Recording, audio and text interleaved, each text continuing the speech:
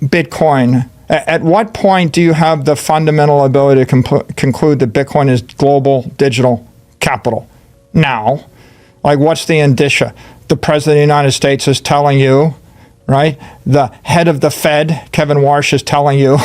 The head of the Treasury, Scott Bessent, is telling you. The head of the SEC, the head of the CFTC, 8 other cabinet members, all the Middle Eastern sovereign wealth funds are telling you. BlackRock is telling you, right? My company is 100x its enterprise value, right?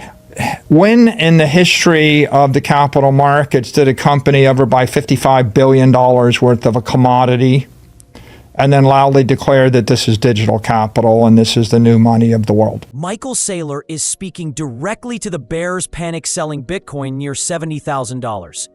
He points out something powerful. It's only been 137 days since the last all-time high, and Bitcoin is down about 45%. Painful? Yes. Unusual? Not at all. To prove it, he takes us back to Apple Inc. and the iPhone. When the iPhone launched in 2007, it wasn't instantly dominant. It took years before people truly understood its value.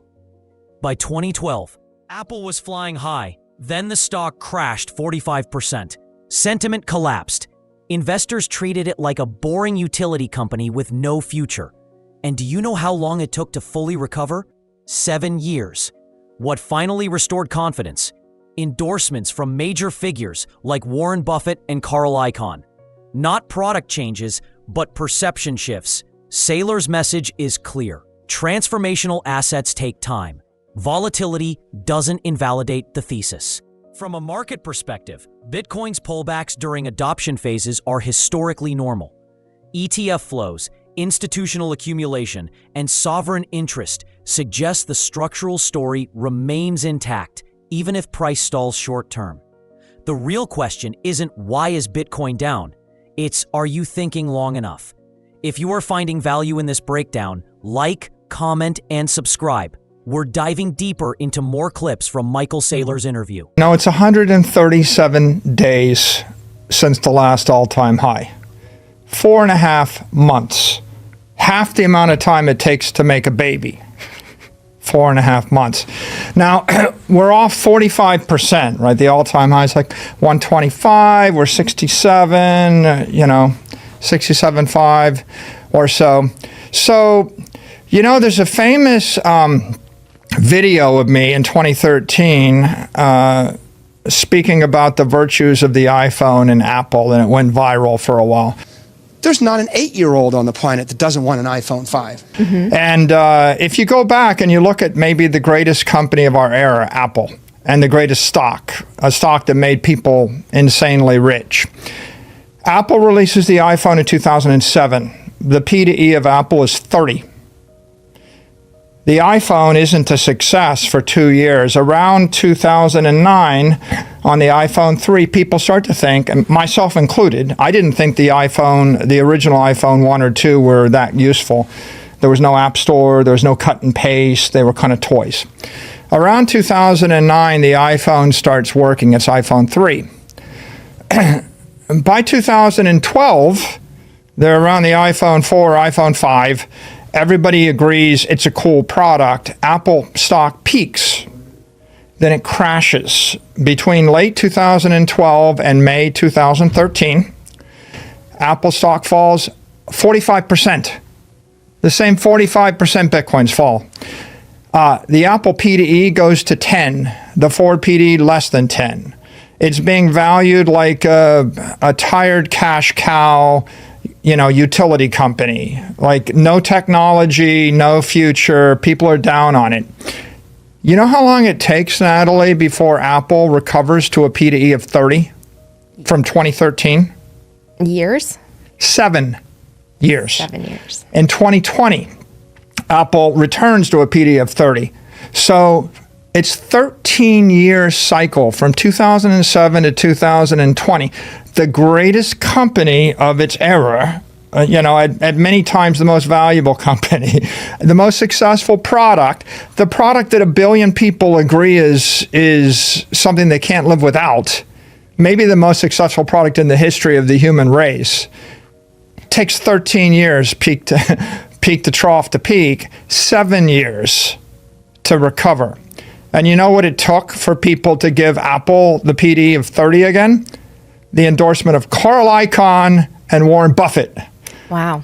Two people who probably didn't even use the iPhone that much, if at all. You never would have read a review from Carl Icahn or Warren Buffett on the iPhone, did you? Like, are they at the top of your technology, advocate list or technology reviewer list?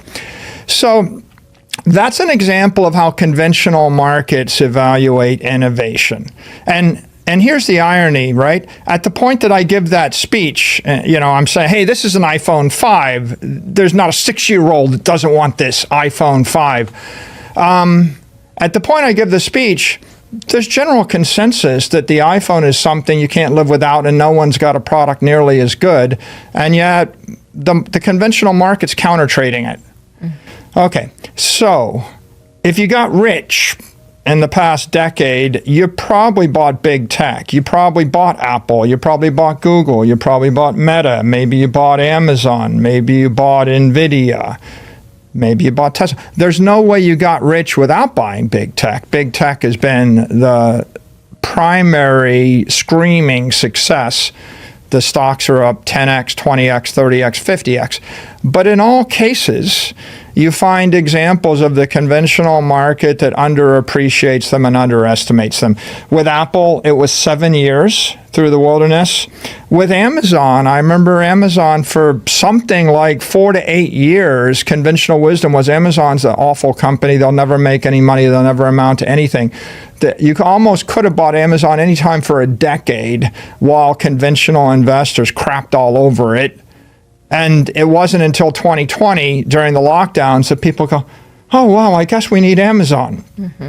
And of course, just this last week, Amazon's revenue surpassed Walmart, and Amazon became the largest company in the world by revenue. But when could you have concluded Amazon was going to work? 2010, 2012. It was already obvious there was going to be no competitor to Amazon. No one could possibly do what they were doing by 2012. 8 years later, conventional wisdom is that. The same is true with Apple. It's like, so at what point do you have enough fundamental insight on this? Well, I would say you had enough to know that Amazon was unstoppable a decade before the world agreed. You had enough insight to know that Apple was unstoppable 7 years before, probably 10 years, actually in 2009, 11 years before the world agreed, you knew it was unstoppable. You have enough information to know that Bitcoin is unstoppable right now. The world's going to eventually come to a consensus, and it'll be the Warren Buffetts and the Carl Icahns of the world that will be what creates that consensus. They won't be first. They'll be last.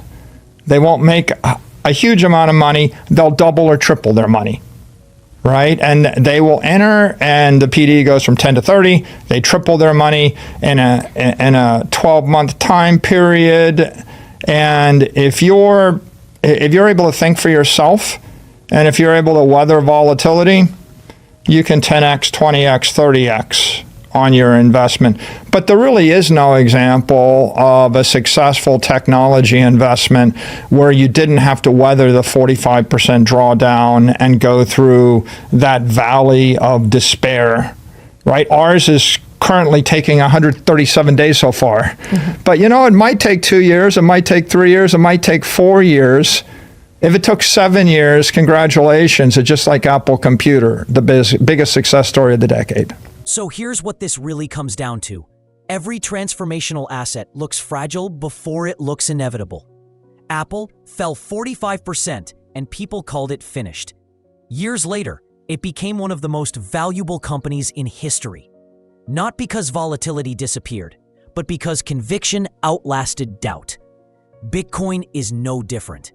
It doesn't move in straight lines. It moves through disbelief, fear, shakeouts, and then expansion.